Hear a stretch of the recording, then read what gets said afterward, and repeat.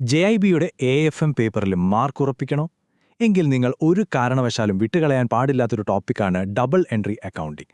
ഇതിനെ ബിസിനസിന്റെ ഭാഷ എന്ന് പറയുന്നത് വെറുതെയല്ല കേട്ടോ. ഈ ഒരൊറ്റ കോൺസെപ്റ്റ് നിങ്ങൾ ശരിക്കു പഠിച്ചാൽ മതി, പരീക്ഷയിലെ ഒട്ടുമിക്ക പ്രോബ്ലംസും നിങ്ങൾക്ക് വളരെ സിമ്പിളായിട്ട് സോൾവ് ചെയ്യാൻ പറ്റും. അപ്പോൾ ഈ ടോപ്പിക്ക് നമുക്ക് ശരിക്കും അങ്ങ് പിടികിട്ടാൻ ഒരു 5 സ്റ്റെപ്പായിട്ട് കാര്യങ്ങൾ മനസ്സിലാക്കാം.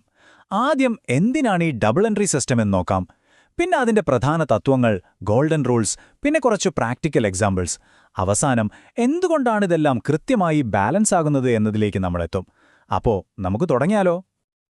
അപ്പോൾ നമുക്ക് ആദ്യത്തെ ചോദ്യത്തിൽ നിന്ന് തന്നെ തുടങ്ങാം, അല്ലേ? ലോകത്തുള്ള ചെറിയ കടകൾ മുതൽ വലിയ കമ്പനികൾ വരെ എന്തിനാണ് ഈ ഡബിൾ എൻട്രി സിസ്റ്റം തന്നെ ഫോളോ ചെയ്യുന്നത്? എന്താണിതിനെ അക്കൗണ്ടിങ്ങിലെ ഒരു ഗോൾഡ് സ്റ്റാൻഡേർഡാക്കി മാറ്റുന്നത്? അതിന്റെ കാരണം എന്താണെന്ന് വെച്ചാൽ വളരെ സിമ്പിളാണ്. പണ്ടത്തെ സിംഗിൾ എൻട്രി സിസ്റ്റത്തിൽ ഒരു ട്രാൻസാക്ഷന്റെ ഒരു സൈഡ് മാത്രമേ എഴുതുകയുള്ളൂ. അതുകൊണ്ട് തന്നെ അത് ഇൻകംപ്ലീറ്റ് ആണ്, നമുക്ക് പൂർണ്ണമായി വിശ്വസിക്കാനും പറ്റില്ല. പക്ഷേ ഡബിൾ എൻട്രി സിസ്റ്റം അങ്ങനെയല്ല.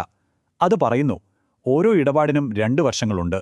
ഇത് അക്കൗണ്ടിങ്ങിനെ ഒരു കംപ്ലീറ്റ് സിസ്റ്റമാക്കി മാറ്റുന്നു. നമുക്ക് എളുപ്പത്തിൽ വെരിഫൈ ചെയ്യാം, കണക്കുകൾ എപ്പോഴും കറക്റ്റായിരിക്കും. ശരി, ഇനി നമുക്ക് ഇതിന്റെ അടിത്തറയിലേക്ക് വരാം. അതായത് ഈ സിസ്റ്റത്തിനെ താങ്ങി നിർത്തുന്ന 5 പ്രധാന പ്രിൻസിപ്പിൾസ്. ഈ തത്വങ്ങളാണ് മുഴുവൻ അക്കൗണ്ടിംഗ് പ്രോസസ്സിനെയും കൺട്രോൾ ചെയ്യുന്നത്. ഈ 5 തത്വങ്ങൾ: 2 sided recording, debit and credit, addition and deduction, 2 parties, പിന്നെ പെർഫെക്റ്റ് ബാലൻസ്. പേരൊന്നും കേട്ട് പേടിക്കണ്ട, ഓരോന്നും എന്താണെന്ന് നമുക്ക് സിമ്പിളായിട്ട് മനസ്സിലാക്കാം. അപ്പോൾ ആദ്യത്തെ പ്രിൻസിപ്പിൾ 2 സൈഡഡ് റെക്കോർഡിംഗ്. ലളിതമായി പറഞ്ഞാൽ എല്ലാ സാമ്പത്തിക ഇടപാടിനും 2 ഇഫക്റ്റ് ഉണ്ട്.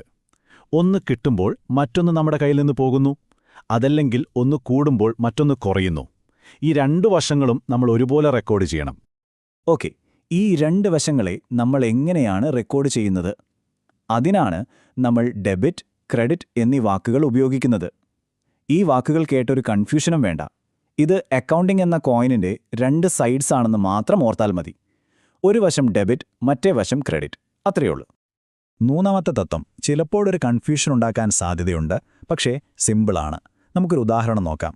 നമ്മൾ ക്യാഷ് കൊടുത്ത് ഒരു ഫർണിച്ചർ വാങ്ങി എന്ന് വെക്കുക. അപ്പോൾ നമ്മുടെ കയ്യിലെ ക്യാഷ്, അതായത് ക്യാഷ് എന്ന അസറ്റ് കുറഞ്ഞു. അതേസമയം ഫർണിച്ചർ എന്ന പുതിയൊരു അസറ്റ് നമ്മുടെ കയ്യിൽ കൂടി.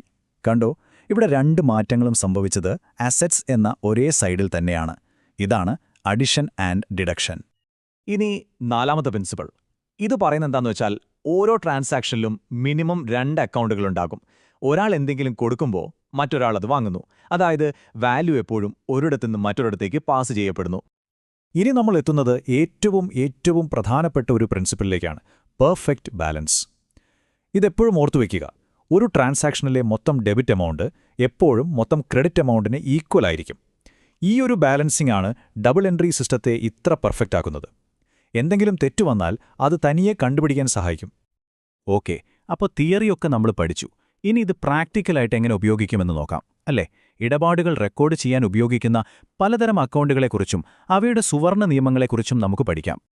ഓർത്തുവെക്കണം, പ്രധാനമായും 3 തരം അക്കൗണ്ടുകളുണ്ട്. പരീക്ഷയ്ക്കത് വളരെ ഇമ്പോർട്ടൻ്റ് ആണ്. ഒന്ന്, പേഴ്സണൽ അക്കൗണ്ടുകൾ. ഇത് ആളുകളുടെയോ അല്ലെങ്കിൽ സ്ഥാപനങ്ങളുടെയോ പേരിലുള്ള അക്കൗണ്ടുകളാണ്. 2, റിയൽ അക്കൗണ്ടുകൾ. ബിസിനസിന്റെ ആസ്തികൾ, അതായത് നമുക്ക് കാണാനും തൊടാനും പറ്റുന്ന ക്യാഷ്, ബിൽഡിംഗ്, മെഷീനറി പോലുള്ളവ. 3ാമത്തേത് നോമിനൽ അക്കൗണ്ടുകൾ. ബിസിനസിന്റെ ചെലവുകൾ, വരുമാനം, ലാഭം, നഷ്ടം, ഇതൊക്കെ രേഖപ്പെടുത്താനുള്ള അക്കൗണ്ടുകൾ. ഈ സ്ലൈഡ് ഉണ്ടല്ലോ, ഇത് നിങ്ങളുടെ പരീക്ഷയിലെ ഒരു മസ്റ്റ് ലേൺ ഭാഗമാണ്. ഈ 3 സുവർണ്ണ നിയമങ്ങൾ, AKA ദ ഗോൾഡൻ റൂൾസ്, നിങ്ങൾ ഉറപ്പായും പഠിച്ചിരിക്കണം. പേഴ്സണൽ അക്കൗണ്ട് ആണെങ്കിൽ debit the receiver, credit the giver. Real account ആണെങ്കിൽ debit what comes in, credit what goes out. ഇനി നോമിനൽ അക്കൗണ്ട് ആണെങ്കിൽ debit all expenses and losses, credit all incomes and gains. ഏത് journal entry ചോദ്യം വന്നാലും ഈ നിയമങ്ങൾ വെച്ചാണ് നമ്മൾ ഉത്തരം കണ്ടുപിടിക്കേണ്ടത്. ശരി, അപ്പോൾ ഈ റൂൾസൊക്കെ വെച്ചിട്ട് റിയൽ ലൈഫിലൊരു ട്രാൻസാക്ഷൻ വന്നാൽ എന്ത് ചെയ്യുമെന്ന് നോക്കിയാലോ? അപ്പോൾ പരീക്ഷയ്ക്ക് ഇങ്ങനൊരു ചോദ്യം വരാം. എയിൽ നിന്ന് 1000 രൂപയ്ക്ക് കടമായി സാധനങ്ങൾ വാങ്ങി. ഇതെങ്ങനെ എൻ്റർ ചെയ്യും? സ്റ്റെപ്പ് 1, ഇതിലുള്ള 2 അക്കൗണ്ടുകൾ ഏതാണെന്ന് നോക്കുക. 1, പർച്ചേസസ്. 2, എ എന്ന ആളുടെ അക്കൗണ്ട്. സ്റ്റെപ്പ് 2, ഇവ ഏതു തരം അക്കൗണ്ടാണെന്ന് നോക്കുക. പർച്ചേസ് ഒരു ചെലവായതുകൊണ്ട് അത് നോമിനൽ അക്കൗണ്ടാണ്. റൂൾ എന്താ? Debit all expenses. എ സാധനങ്ങൾ തരുന്ന ആളാണ് എ ഗിവർ. അതുകൊണ്ട് അതൊരു പേഴ്സണൽ അക്കൗണ്ടാണ്. Rule credit the giver. Step 3 entry എഴുതുക. Purchases account debit to A's account credit. Simple. ഇനി അടുത്തൊരു കേസ് നോക്കാം. ക്യാഷ് കൊടുത്ത് സാധനം വാങ്ങി. ഇവിടെയും പർച്ചേസ് നമ്മുടെ ചെലവായതുകൊണ്ട് നമ്മളതിനെ ഡെബിറ്റ് ചെയ്യും. ഇനി ക്രെഡിറ്റ് എന്തിനു ചെയ്യും? ക്യാഷ് ബിസിനസ്സിൽ നിന്ന് പുറത്തേക്ക് പോയി, അല്ലേ? ക്യാഷ് ഒരു റിയൽ അക്കൗണ്ടാണ്. അപ്പോൾ റൂൾ എന്താ? Credit what goes out. അതുകൊണ്ട് നമ്മൾ ക്യാഷ് അക്കൗണ്ടിനെ ക്രെഡിറ്റ് ചെയ്യും. വളരെ ലളിതമല്ലേ? ഇനി നമ്മുടെ അവസാന ഭാഗത്തേക്ക്. എന്തിനാണ് ഈ ഡെബിറ്റും ക്രെഡിറ്റുമൊക്കെ ഇങ്ങനെ കറക്റ്റായിട്ട് ബാലൻസ് ചെയ്യണം എന്ന് നമ്മൾ ഇത്ര നിർബന്ധം പിടിക്കുന്നത്? അതിന്റെ പ്രാധാന്യം എന്താണ്? ഈ കാണുന്ന ത്രാസ് കണ്ടില്ലേ? ശരിക്കും ഇതുപോലെയാണ് ഡബിൾ എൻട്രി സിസ്റ്റം. ഇതിന്റെ മുഴുവൻ ഡിസൈനും ഈ പെർഫെക്റ്റ് ബാലൻസ് നിലനിർത്താൻ വേണ്ടിയാണ്. ഒരു സൈഡിൽ എന്ത് സംഭവിക്കുന്നോ അതിന്റെ ഈക്വൽ ആൻഡ് ഓപ്പോസിറ്റ് ഇഫക്റ്റ് മറ്റേ സൈഡിലും വരണം. ഇതാണ് അക്കൗണ്ടിങ്ങിലെ ബ്രേക്ക് ചെയ്യാൻ പറ്റാത്ത നിയമം, AKA ദി അൺബ്രേക്കബിൾ ലോ. മൊത്തം ഡെബിറ്റുകൾ എപ്പോഴും മൊത്തം ക്രെഡിറ്റുകൾക്ക് തുല്യമായിരിക്കും. അപ്പോ ഈ ഒരു സിമ്പിൾ ഇക്വേഷൻ കൊണ്ട് എന്താണ് ഗുണം?